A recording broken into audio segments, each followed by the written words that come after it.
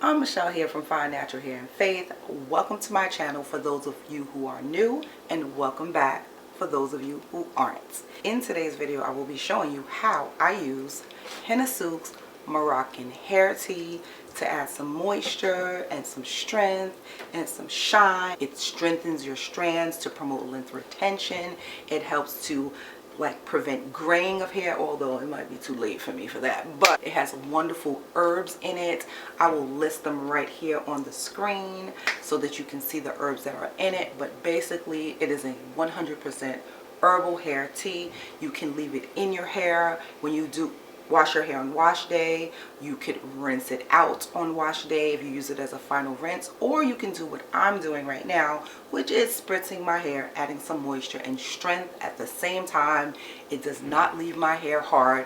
If you've been a follower of my channel for any time now, you know I used to use the henna hair tea, which I got a recipe from Curly Proverbs and I revised it for my own hair, but it was still adding a bit too much strength. It was not enough balanced enough for me. So when I came across Henna Sooq's Moroccan Hair Tea, I found like the perfect balance for my hair. It does not leave it feeling too strong, and it does leave it feeling moisturized. So anyway, without further ado, let me show you how I make it.